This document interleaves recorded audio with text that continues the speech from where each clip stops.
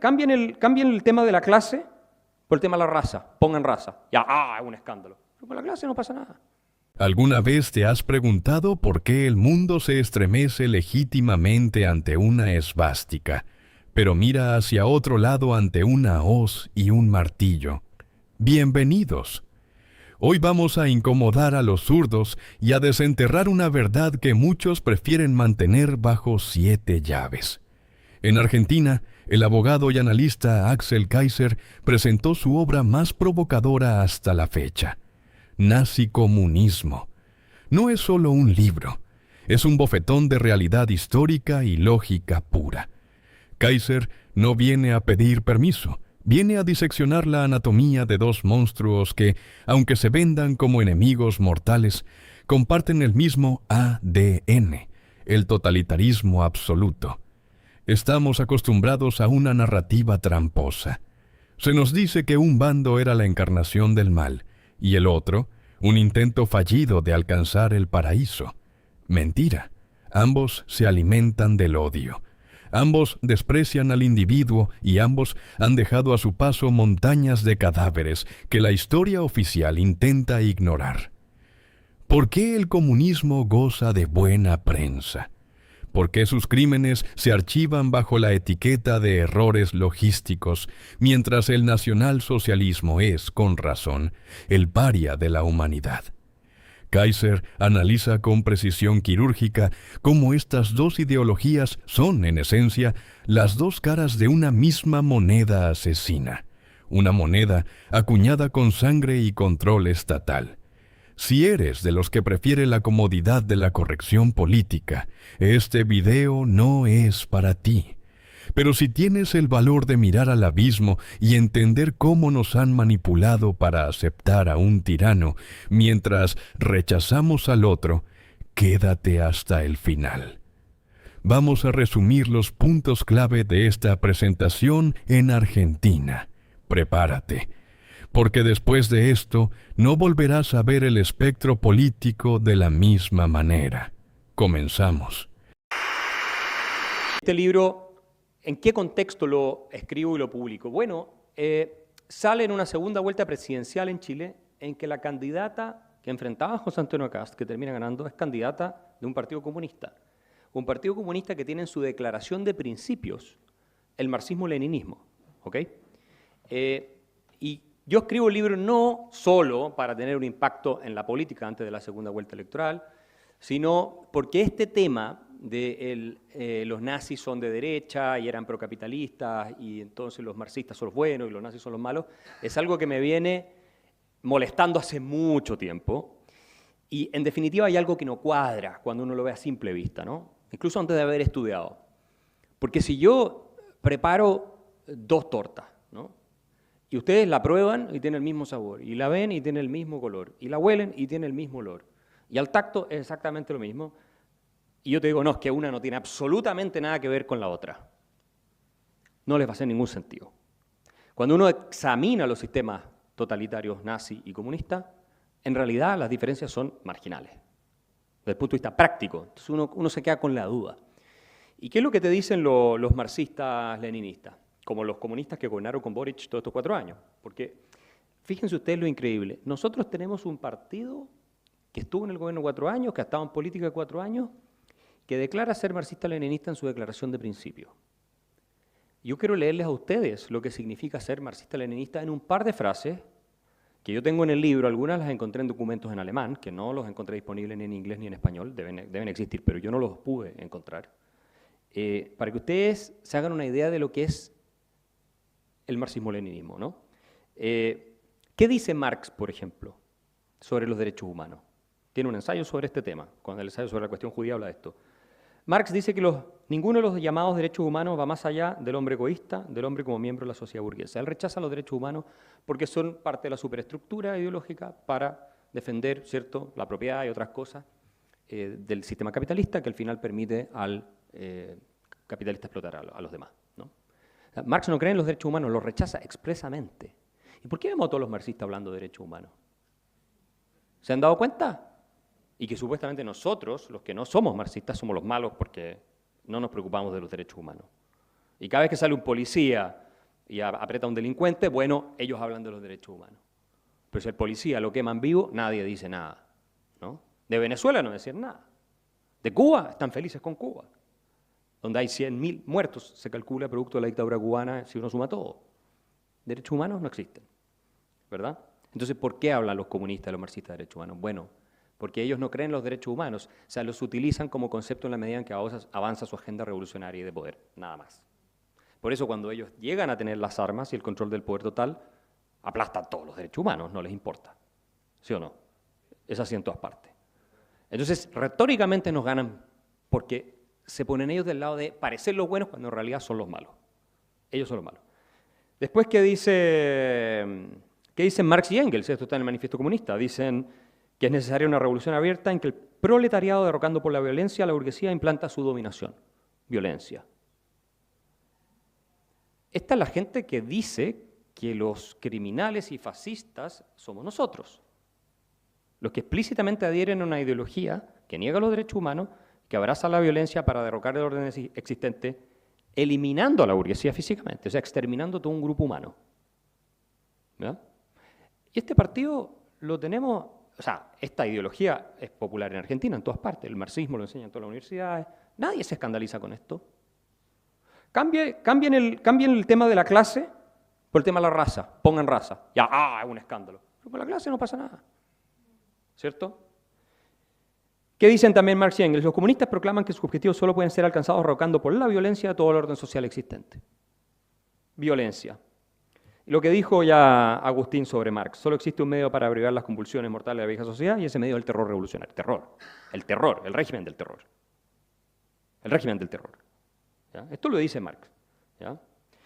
Miren lo que dice Engels. Lucha implacable a vida o muerte contra el eslavismo traidor a la revolución. Lucha de exterminio. Y terrorismo despiadado en interés de la revolución, porque los eslavos en esa época en realidad se alineaban más con la monarquía que con los movimientos socialistas revolucionarios. Él propone el exterminio, el genocidio completo de la raza eslava. ¿Le enseñaron esto en la universidad? ¿No? ¿Lo comentan en la televisión los periodistas? Después Engels repite, la violencia es la partera de toda la vieja sociedad preñada de otra nueva. La violencia, siempre la violencia, la violencia, la violencia. ¿Qué dice Engels? Una revolución es el acto mediante el cual una parte de la población impone su voluntad a la otra parte por medio de fusiles, bayonetas y cañones. Y el partido victorioso debe mantener esa dominación por medio del terror que inspiran sus armas a los reaccionarios. ¿Cómo vamos aquí con la acusación de que los malos somos nosotros? A ver, yo les pregunto a ustedes acá, después de que yo les di esta evidencia que no es nada comparado con lo que está en el resto del libro, ¿el marxismo-leninismo es una ideología genocida o no? ¿Cómo resulta que tienen tanta credibilidad moral que pueden pasear con las banderas de Engels, Lenin y Marx, con las camisetas del Che Guevara, en todos lados, y nadie les dice nada? Pero vaya uno a ponerse un gorro de la Libertad Avanza y se te vienen todos encima. A mí me pasó en un aeropuerto, acá, en Aeroparque, me pasó un par de años atrás.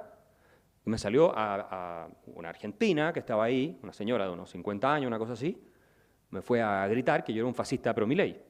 Fascista pro Milei, me gritaba. Pero con una boca de jarro, y yo estaba comiendo, después me levanto y me empieza a perseguir. Y yo le digo, facho, pero con facha, le dije. Y se quedó desconcertada, me miró y me dijo, no. Y después le gritaba a una amiga, bueno, sé, pero son así. Ustedes han visto lo que pasa con la gorra de MAGA, de Trump, todos los escándalos que hay, que tú no puedes andar con él, porque Trump es Hitler, entonces había que tratar de matarlo. Y esta es la misma gente que defiende esta ideología. El alcalde de Nueva York, Mandamni, dijo que íbamos a abrazar el calor del colectivismo. Bueno, colectivistas eran los nazis. ¿Ya? Entonces, la verdad es que ¿qué importa si tú estableces un sistema totalitario, genocida, criminal, sin límite, en nombre de la superioridad de una clase o en nombre de la superioridad de una raza? ¿Qué importa? O si yo te doy arsénico o cianuro para matarte, ¿cuál es la diferencia? ¿Ya? Cuando ustedes leen el ensayo sobre la cuestión judía de Marx, y después leen el Mein Kampf de Hitler, los términos en los que Marx y Hitler se refieren a los judíos son casi idénticos. Es como si Hitler hubiera plagiado a Marx.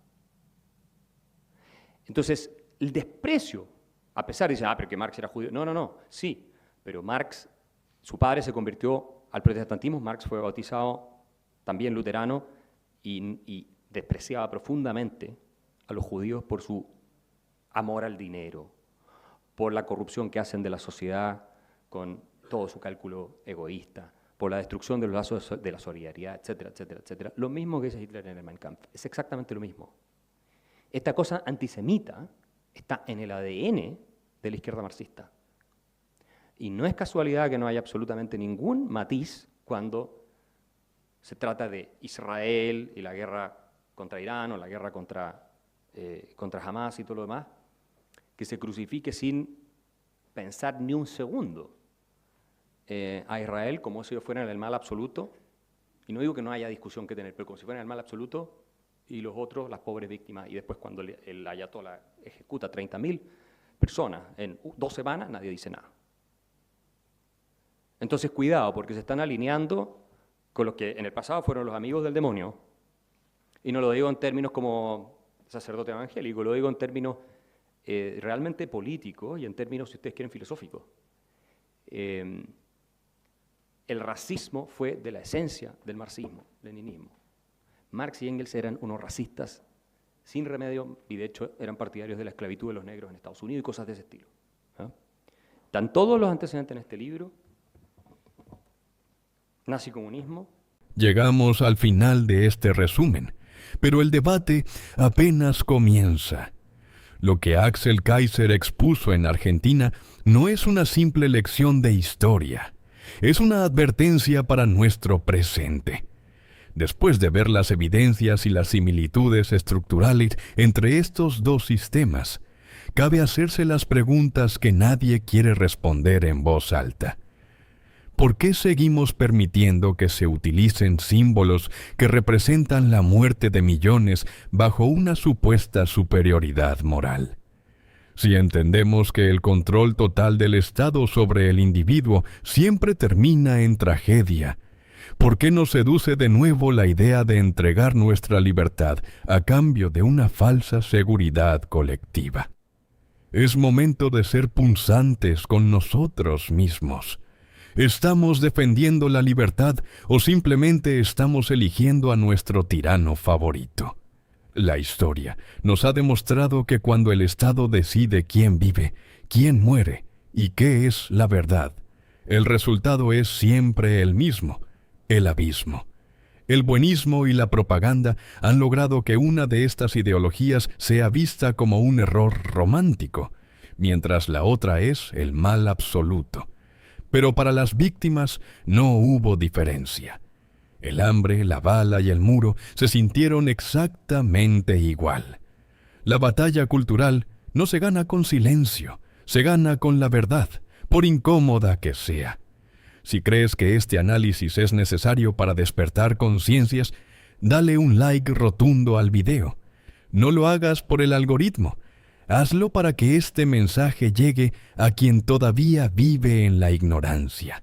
Suscríbete y activa la campana, porque aquí no vamos a suavizar la realidad para que sea fácil de digerir. Y lo más importante, comparte este video. Envíalo a ese grupo de amigos, a ese familiar o a ese colega que aún cree en utopías sangrientas. Déjame tu opinión en los comentarios. ¿Crees que nuestra sociedad ha aprendido la lección o estamos condenados a repetir el horror bajo un nuevo nombre? Los leo. Gracias por estar ahí, por cuestionar y por dar la batalla. Nos vemos en el próximo video.